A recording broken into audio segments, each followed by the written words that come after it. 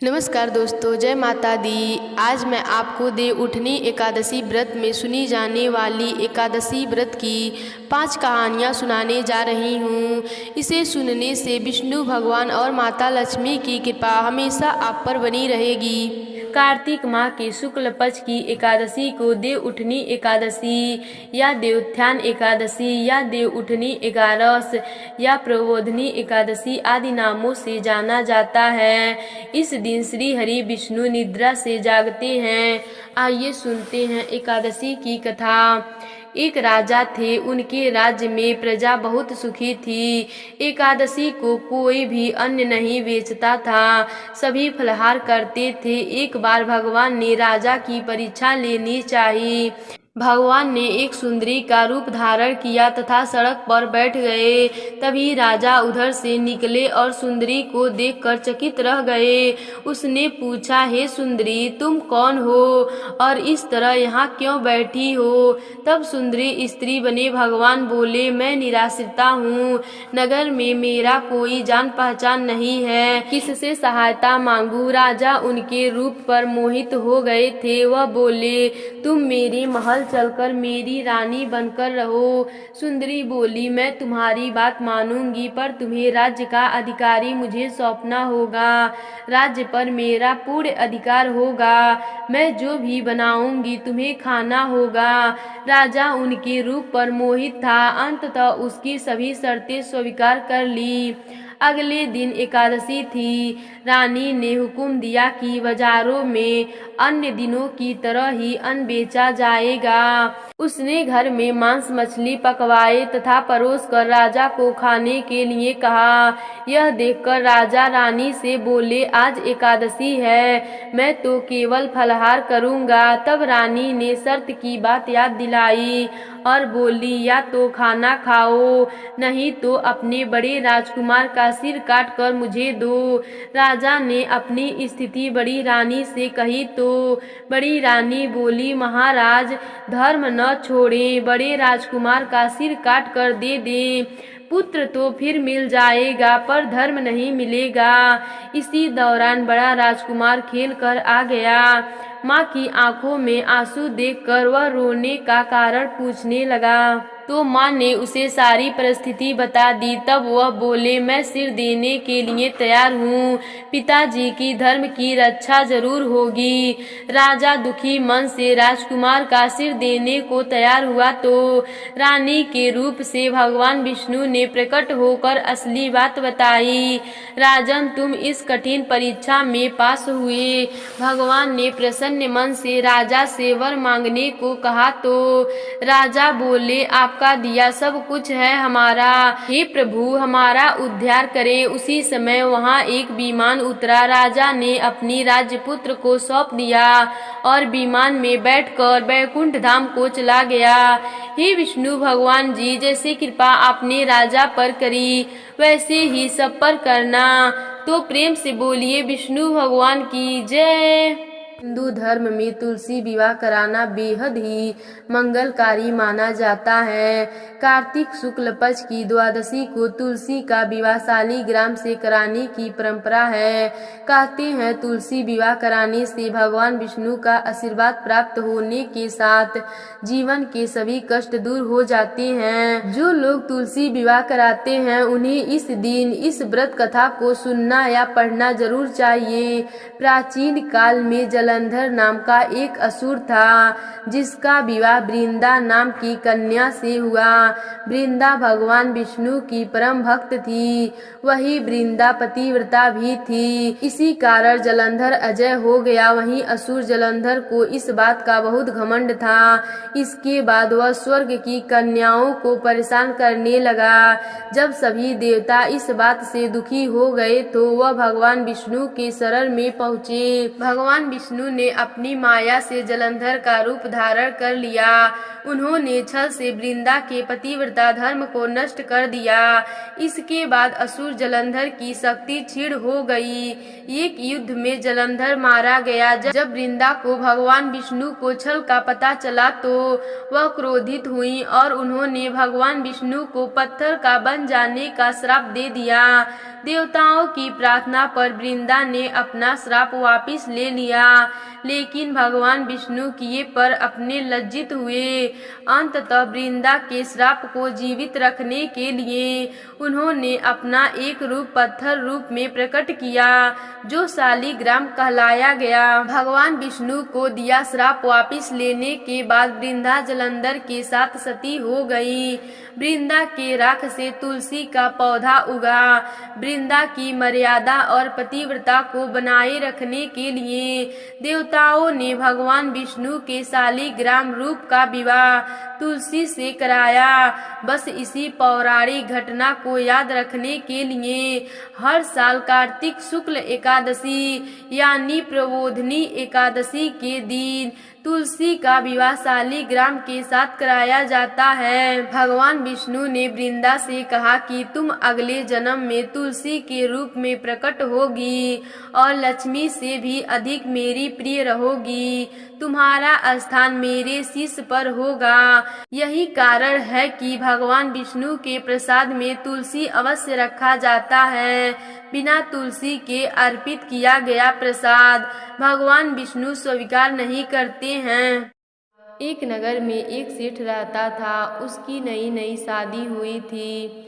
वह नए वस्त्र पहनकर अपनी पत्नी को लाने पहली बार ससुराल जा रहा था। रास्ते में उसने एक गाय को तालाब की ओर जाते देखा। वह गाय पानी पीने के लिए तालाब में तो उतर गई, लेकिन कीचड़ होने की वजह से वह तालाब से बाहर नहीं निकल पा रही थी। गाय ने उस आदमी को वहां से गुजरते देखा तो उसने उसे मदद के लिए कहा, लेकिन सेठ ने कहा कि मैंने नया वस्त्र पहना हूँ और मैं ससुराल जा रहा हूँ। अगर मैं तुम्हारी मदद करूँगा तो मेरे कपड़े गंदे हो जाएंगे। गाय माता उदास हो गई और वह कीचड़ में धंसती जा रही थी। गाय ने उस सेठ को श्राप दे दिया कि अब से 8 पहर बाद तुम गधा बन जाओगे। अब वह सेठ डर गया और गाय माता से अपने भूल के लिए क्षमा मांगने लगा, लेकिन तब तक गाय पूरी तरह पानी में डूब चुकी थी। वह सेठ पछताता हुआ उदास मन से अपने ससुराल पहुंचा। जाते ही उसने अपने पत्नी को ले जाने की रट लगा दी। सभी ने उसे बहुत आग्रह किया कि अभी तो तुम आए हो, कम से कम एक रात यहाँ रुक जाओ, लेकिन वह रुकने के लिए तैयार ही नहीं था। तब उसकी पत्नी ने कहा कि जब सब लोग इतना कह रहे हैं तो आप एक दिन क्यों नहीं रुक जाते। तब उसने अपनी पत्नी को गाय के श्राप वाली बात बताई। उसकी पत्नी उसी वक्त अपने मायके से विदा लेकर अपने पति के साथ चल पड़ी।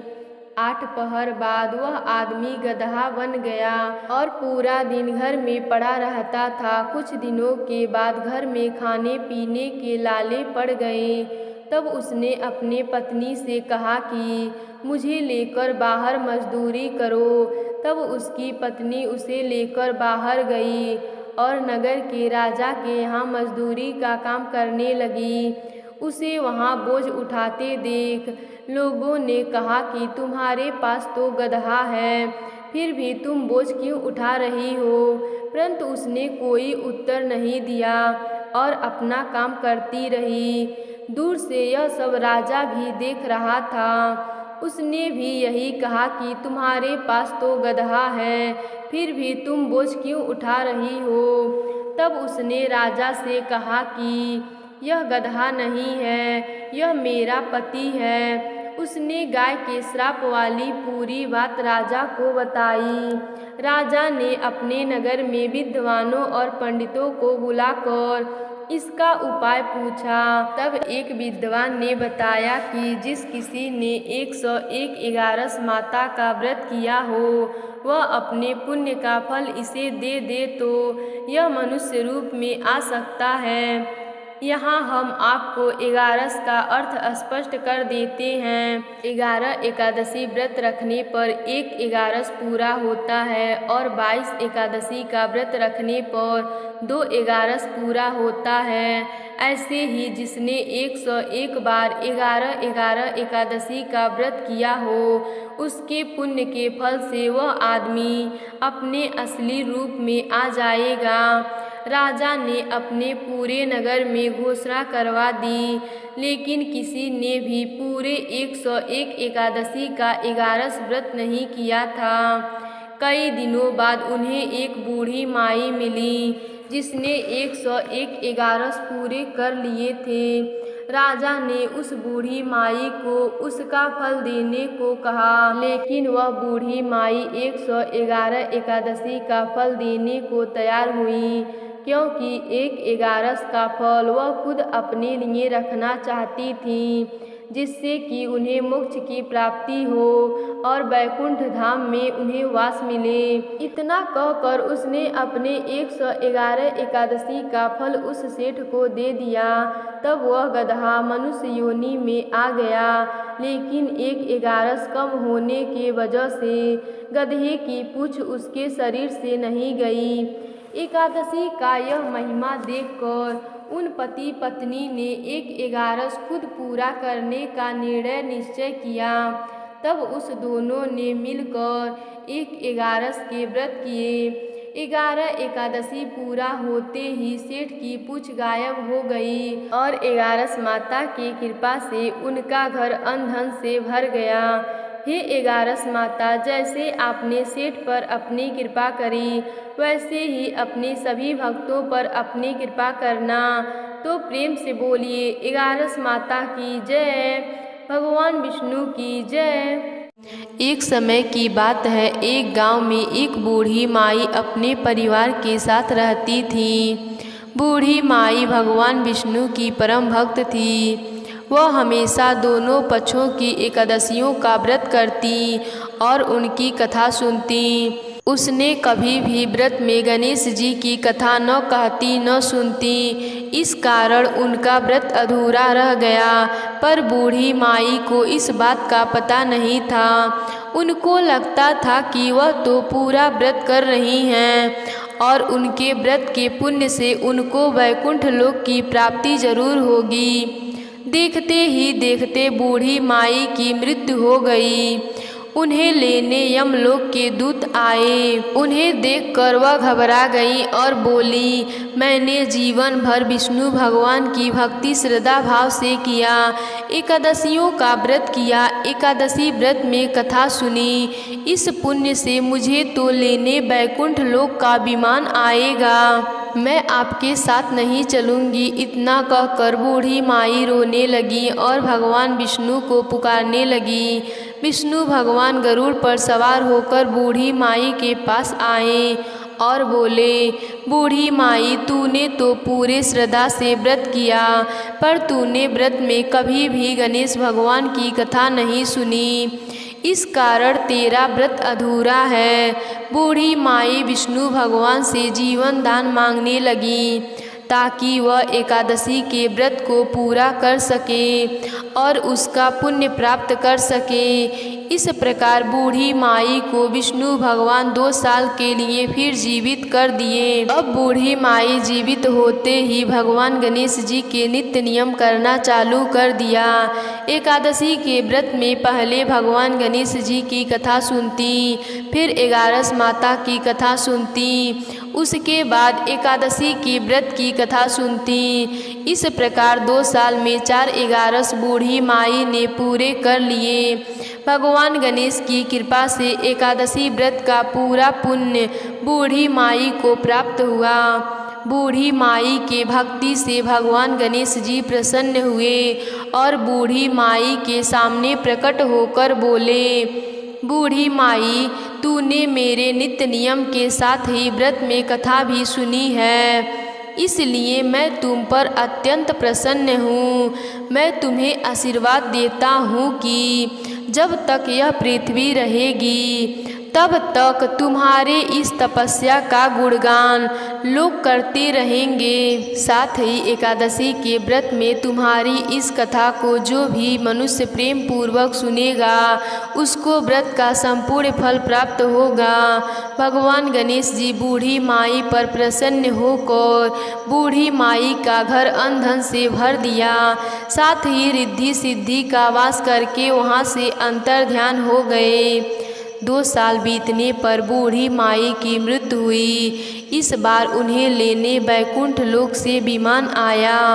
बूढ़ी माई को पूरे मान सम्मान के साथ बैकुंठ लोक ले जाया गया। इस प्रकार गणेश भगवान की कृपा से बूढ़ी माई को बैकुंठ धाम का वास मिला।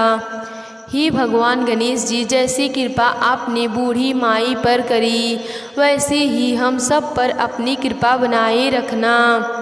तो प्रेम से बोलिए भगवान गणेश जी की जय, 11 माता की जय, भगवान विष्णु जी की जय। नमस्कार दोस्तों, जय माता दी। आज मैं आपको कार्तिक मास में सुनी जाने वाली लपसी तपसी की कहानी सुनाने जा रही हूँ। एक लपसी था, एक तपसी था। तपसी हमेशा भगवान की तपस्या में लीन रहता था। लपसी रोजाना 1.25 सेर की लपसी बनाकर भगवान को भोग लगाकर जिम लेता था। एक दिन दोनों लड़ने लगे। तपसी बोला, मैं रोज़ भगवान की तपस्या करता हूँ इसीलिए मैं बड़ा हूँ। लपसी बोला, मैं रोज़ भगवान को 1.25 सेर लपसी का भोग लगाता हूँ इसीलिए मैं बड़ा हूँ। नारद जी वहाँ से गुजर रहे थे। दोनों को लड़ता देखकर उनसे पूछा कि तुम क्यों लड़ रहे हो। तपसी ने खुद को बड़ा होने का कारण बताया और लपसी ने अपना कारण बताया। नारद जी बोले, तुम्हारा फैसला मैं करूँगा। दूसरे दिन लपसी और तपसी नहाकर अपनी रोज़ की भक्ति करने आए तो नारद जी ने छुपकर 1.25 करोड़ की एक अंगूठी उन दोनों के आगे रख दी। तपसी की नज़र जब अंगूठी पर पड़ी तो उसने चुपचाप अंगूठी उठाकर अपने नीचे दबा ली। लपसी की नज़र अंगूठी पर पड़ी लेकिन उसने ध्यान नहीं दिया। भगवान को भोग लगाकर लपसी खाने लगा। नारद जी सामने आए तो दोनों ने पूछा कि कौन बड़ा है। नारद जी ने तपसी से खड़ा होने को कहा। वह खड़ा हुआ तो उसके नीचे दबी अंगूठी दिखाई पड़ी। नारद जी ने तपसी से कहा, तपस्या करने के बाद भी तुम्हारी चोरी करने की आदत नहीं गई इसीलिए लपसी बड़ा है और तुम्हें तुम्हारी तपस्या का कोई भी फल नहीं मिलेगा। तपसी शर्मिंदा होकर माफ़ी मांगने लगा। उसने नारद जी से पूछा, मुझे मेरी तपस्या का फल कैसे मिलेगा। नारद जी ने कहा, यदि कोई गाय और कुत्ते की रोटी नहीं बनाएगा तो वह फल तुम्हें मिलेगा। यदि कोई ब्राह्मण को भोग कराकर दक्षिणा नहीं देगा तो फल तुम्हें मिलेगा। यदि कोई साड़ी के साथ ब्लाउज नहीं देगा तो फल तुम्हें मिलेगा। यदि कोई दिए से दिया जलाएगा तो फल तुम्हें मिलेगा। यदि कोई सारी कहानी सुने लेकिन तुम्हारी कहानी नहीं सुने तो फल तुम्हें मिलेगा। उसी दिन से हर व्रत कथा कहानी के साथ लपसी तपसी की कहानी भी सुनी और कही जाती है। तो प्रेम से बोलिए भगवान गणेश जी की जय, 11 माता की जय, भगवान विष्णु जी की जय।